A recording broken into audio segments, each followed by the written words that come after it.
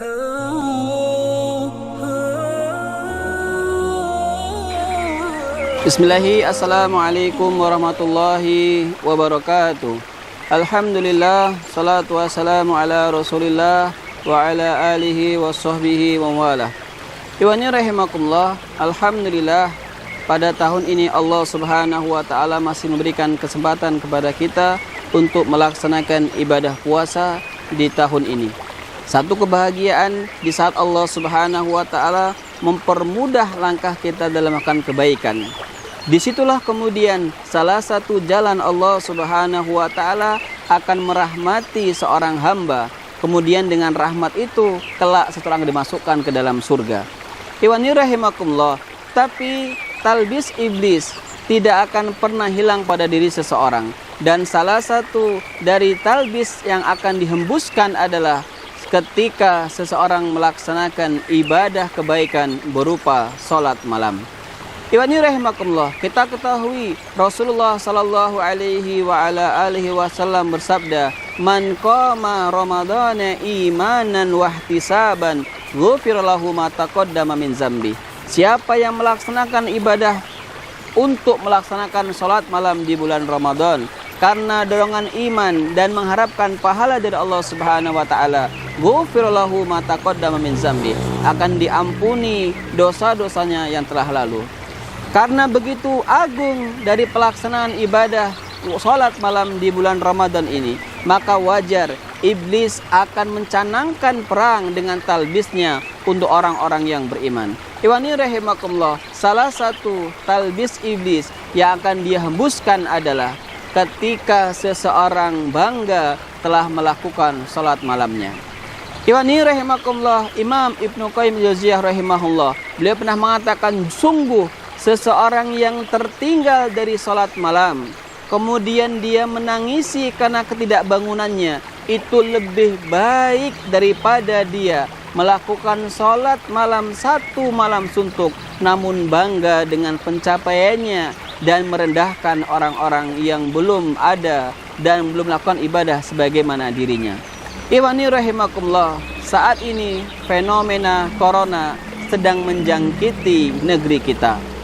Banyak sebagian kaum muslimin yang tidak bisa hadir untuk melaksanakan ibadah sunnah berupa sholat tarawih di masjid-masjid yang ada.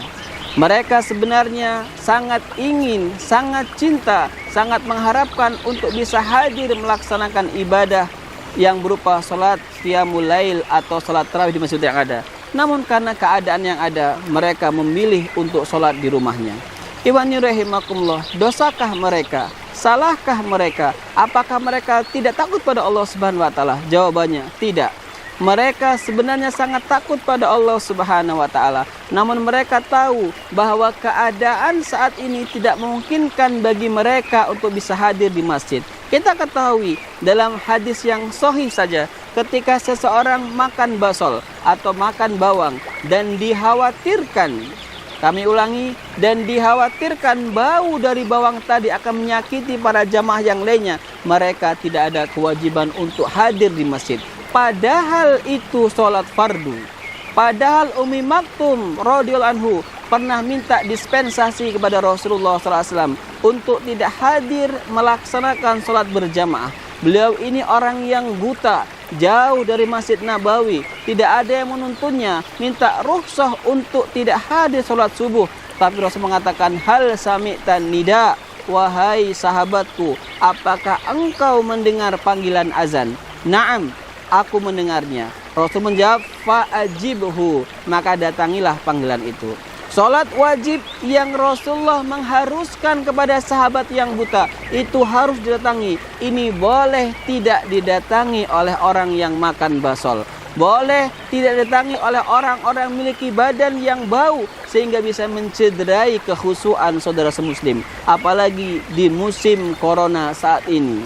Sangat mungkin kita merasa sehat tapi mengandung penyakit, atau mungkin sangat mungkin sampai kita sehat tapi sebenarnya mereka berpenyakit.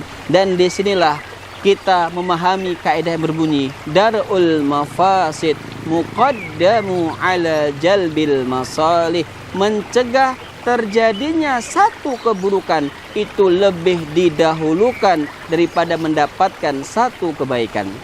Keburukan berupa menulari atau ditulari penyakit ini lebih didahulukan daripada kita mendapatkan pahala dari salat berjamaah, salat tarawih yang ada. Kita ketahui pada masa Rasulullah melaksanakan salat tarawih di masjid itu hanya 3 kali saja dalam hidupnya. Ini menunjukkan bahwa salat sunnah adalah salat yang sebaiknya lakukan di rumah. Meskipun kembali kepada keadaan awal, di saat keadaan tidak terjadi genting seperti ini, jelas di masjid lebih utama untuk melaksanakan sholat tarawih. Namun ketika keadaan seperti ini ada, jangan salahkan saudara kita yang memilih pendapat untuk sholat di masjid, untuk sholat di rumah. Mengapa? Karena mereka punya hujah, karena mereka mengikuti fatwa ulama, dan tidak mungkin para ulama berfatwa tanpa ilmu. Karena al-ulama warasatul anbiya.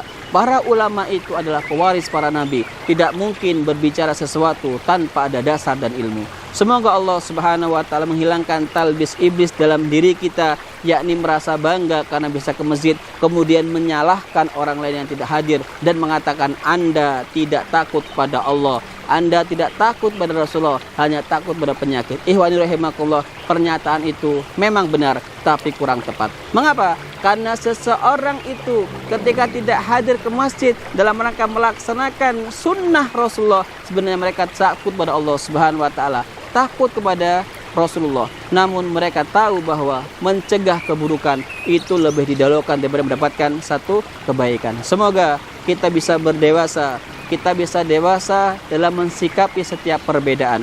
Manusia yang mulia adalah manusia yang menghargai adanya perbedaan. Barakallahu fikum, subhanaka Allahumma bihamdika, asyhadu alla ilaha illa anta, astaghfiruka wa atubu ilaik. Wassalamualaikum warahmatullahi wabarakatuh.